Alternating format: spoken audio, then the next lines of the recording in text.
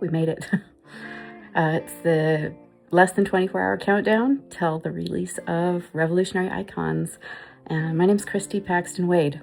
My chapter as one of the authors of Revolutionary Icons is titled Sovereign Descent.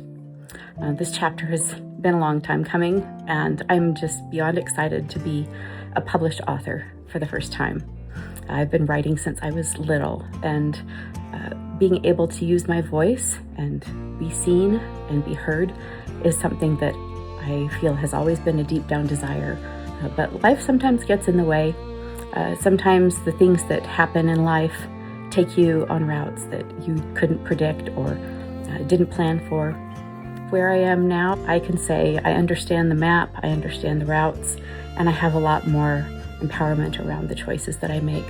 And that's really the purpose of writing a chapter about descent, because in the world we hear so much about ascension, we hear about raising your vibration, and we think of the upward and outward climb towards success and abundance and relationships and connection.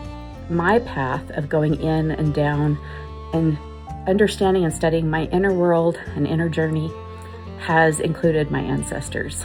So if you look around this room, which they call the library, you'll see photos of ancestors, my grandparents, great-grandparents. As you read this chapter, which I'm excited to hear your reaction, I would invite you to go on your own inner journey and think of either ancestors that you know of, your parents, your grandparents, or even more ancient ancestors. And when Inanna descended into the underworld, as the myth goes, she was stripped of all the things that had identified her and given her power and authority. She chose the stripping. She chose to remove her crown, her breastplate, her robe, her necklace, and everything that had represented who she was. When she arrived at the bottom of her descent was gone. She was naked and she was killed. So basically, the story starts, and my story and where I really began writing this started with Inanna and how she was showing up for me. But there are a lot of other ancestors in the field. The women of my lineage have been working or living to complete certain things in their lifetime. Many of them pass a very key frequency to me, something that they learned, something that they proved during their lifetime, and I draw strength from their stories. And others, they were unfinished stories. They died at a young age. They buried children. They were alone. A lot of them were silenced because of the culture that they grew up in, the time that they lived in, or the conditions around them. And those frequencies also are carried in my bones.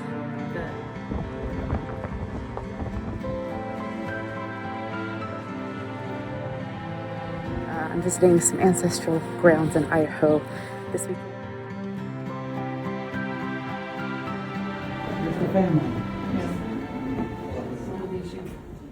Okay. You've probably seen this. That's Uncle Billy White there.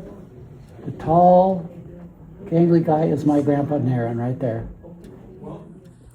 So it's getting down to the wire, and I've kind of been under the gun to get this video made so that I could join the Kiva community and the Revolutionary Icons authors on our new YouTube channel. It's not as easy to show up as you might think. Showing up for this book was something that I know I was meant to do.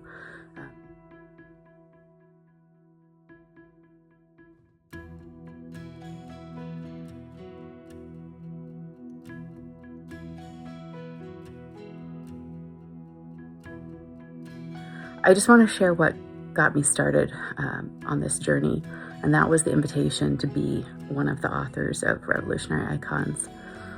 When I read about this project, there was a feeling in me that was just an absolute yes. It came with all the fear and insecurity of being a published author for the first time. But I want to just tell you a little bit about my mom. My mom and I used to go to craft fairs, places where artisans would sell what they had been crafting and creating.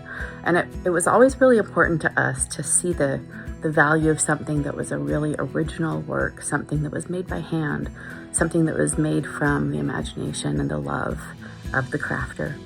Sometimes it's hard to decide, should I get this? Should I pass it by? And my mom taught me this micro practice that I realized is actually an important practice in our lives. And she said, when you see something unique and you hold it in your hands, if you imagine putting it down and leaving it behind and pay attention to how that makes you feel, then you'll know if it was something that was meant for you. And so many of the things that I've brought into my space and my home have had to pass this test. When I hold it in my hands, if I imagine leaving it behind, do I feel a sense of longing and regret, like I missed out on something that was really special? Or does it feel okay, like it's okay if somebody else takes that? I think that this micro practice is valuable for you, and it's something that I want to share because every chapter in this book has something really special that you'll want to keep moving forward with, to listen to that really strong yes, that feeling that if I don't reach out and connect with this author, will I think about it and regret it later? Because there's a lot of energy around a book release. You'll feel that reach for something, that desire to keep it in your life, or that desire to bring that practice into your own energy. And when you feel that, follow it. Don't dismiss it. Those yeses are the things that really bring love and joy and beauty into our lives, and they're important to notice. Important to take that moment and picture your life with it or without it, and then see which way the energy goes. See which way it encourages you to move forward. This is one of the steps forward where I allow myself to be seen. Joining me in this journey and working with me in the future, I hope you know that you will be deeply seen as well. I love you. I hope you enjoy Revolutionary Icons, and I hope you take sovereign descent into your own life as a way to understand your journey.